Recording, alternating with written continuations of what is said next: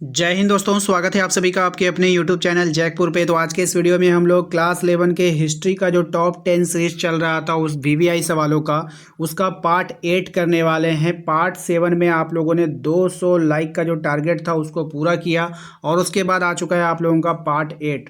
तो ज़्यादा टेंशन आप लोग ना लें। पार्ट 9 और पार्ट 10 यानी 10 पार्ट के बाद फिर आप लोगों का सब्जेक्ट चेंज हो जाएगा, यानी कि हिस्ट्री के बाद हो सकता है जो आप लोग जो कॉमेंट करोगे उसी टॉपिक को कवर किया जाएगा, चाहे आप ज्योग्राफी बोलो फिर या फिर पॉलिटी बोलो। ठीक है, तो चलिए शुरू करते हैं हम लोग आज का ये क्लास। तो आज के लिए भी वही टारगेट रहेगा, कम से कम 200 लाइक आप लोगों को करना है। 200 लाइक का मतलब 200 प्यार देना है। ठीक है, चलिए सबसे पहला सवाल आपके स्क्रीन पर आ चुका है। पहले सवाल में देखिए पूछा गया है कि मार्टिन लूथर का जन्म कब हुआ था। काफ़ी अच्छा सवाल, आपके एग्जाम से रिलेटेड।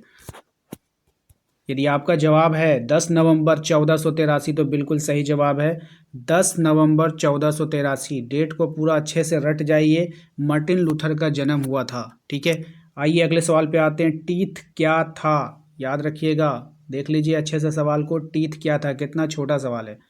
ठीक है, चलिए आंसर देख लीजिए। चर्च को दिया जाने वाला कर। चर्च, चर्च समझते हो ना, जहाँ ईसाई लोग जा करके पूजा पाठ वगैरह करते हैं, तो उसको जो कर दिया जाता था, जो टैक्स दिया जाता था, उसी को हम लोग क्या बोलते थे, टीथ बोलते थे। क्या बोलते थे, टीथ बोलते थे।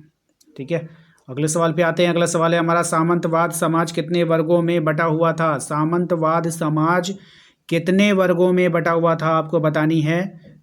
राइट आंसर हो जाएगा इसका 3। कितने वर्गों में बटा हुआ था, 3 वर्गों में बटा हुआ था सामंतवाद समाज। ठीक है, आइए अगले सवाल पे आते हैं। अगला सवाल है हमारा, धर्म सुधार आंदोलन को सर्वप्रथम धर्म सुधार आंदोलन का जो सर्वप्रथम प्रवर्तक, ठीक है, यानी कि यहाँ पे पहला प्रवर्तक आपको बताना है कौन था। किसका, धर्म सुधार आंदोलन का।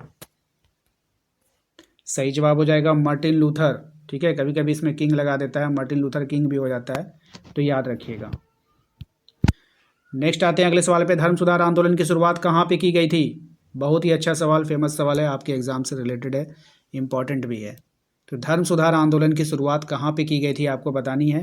राइट आंसर हो जाएगा आपका जर्मनी में। कहाँ पर किया गया था, जर्मनी में किया गया था धर्म सुधार आंदोलन की शुरुआत।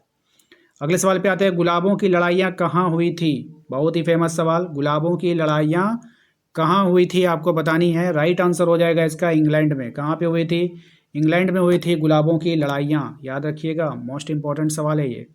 अगले सवाल पे आते हैं, मोंक और नन कहाँ रहते थे। मोंक और नन कहाँ रहते थे आपको बतानी है।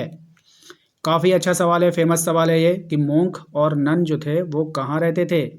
राइट आंसर हो जाएगा मठ में। कहाँ पे रहते थे, मठ में रहते थे। देखिए लास्ट में एक फायर सवाल आप लोगों से पूछा जाता है, याद रखिएगा, लास्ट में एक फायर सवाल आप लोगों से पूछा जाता है, उसका आंसर आप लोग नहीं करते हो, तो लास्ट वाले सवाल यानी फायर सवाल 11वां सवाल का आंसर जरूर किया कीजिए। हो सकता है कि वो फायर सवाल आपके एग्जाम में आ जाए। ठीक है, चलिए अगले सवाल पे आते हैं। अगला सवाल है हमारा नेक्स्ट क्वेश्चन नंबर 8, फ्रांस के समाज के प्रथम वर्ग में कौन आते थे। यानी कि फ्रांसीसी समाज जो था उसके प्रथम वर्ग में कौन कौन आते थे आपको बतानी है, या फिर कौन आते थे। राइट आंसर हो जाएगा पादरी। पादरी वर्ग के जो लोग होते थे वो फ्रांस के समाज के प्रथम वर्ग में आते थे, ये बात ही ध्यान रखिएगा। पादरी क्या होते हैं, जो चर्च के जो जो पूजा करने वाले होते हैं ना, जैसे मंदिर के पंडित जी, मस्जिद के मौलवी, तो चर्च के पादरी, है ना, तो ये याद रखिएगा। अगले सवाल पे आते हैं, 5 क्या है या फिर किसे कहते हैं। 5 क्या है या फिर 5 किसे कहते हैं, सवाल कुछ भी पूछा जा सकता है। राइट आंसर होगा इसका सामंत को। किसको बोलते हैं, सामंत को। 5 किसको बोला जाता है, सामंत को बोला जाता है। क्वेश्चन नंबर 10 पे आते हैं, लॉर्ड के घर को क्या कहा जाता था। बहुत ही फेमस सवाल, अच्छा सवाल है ये, कि लॉर्ड के घर को क्या कहा जाता था। राइट आंसर हो जाएगा मेनर। लॉर्ड के घर को क्या कहते थे, मेनर कहते थे। तो अभी हमने 10 सवाल कर लिया है, फायर क्वेश्चन बाकी है, याद रखिएगा। सबसे पहले तो आप हमें ये बताइए कि 10 में आपने कितना सही किया। ठीक है, उसके बाद फायर क्वेश्चन की तरफ चलते हैं। और चैनल पे पहली बार आए तो सब्सक्राइब जरूर कर लीजिएगा। वीडियो को अभी तक लाइक नहीं किए तो लाइक कर दीजिएगा। 200 लाइक का टारगेट रहा आज के इस वीडियो का।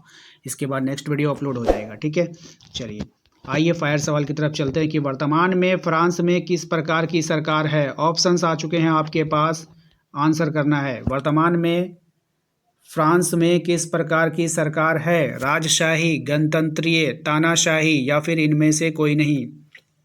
सवालों को ध्यान से देखिएगा, बहुत ही फेमस सवाल है ये।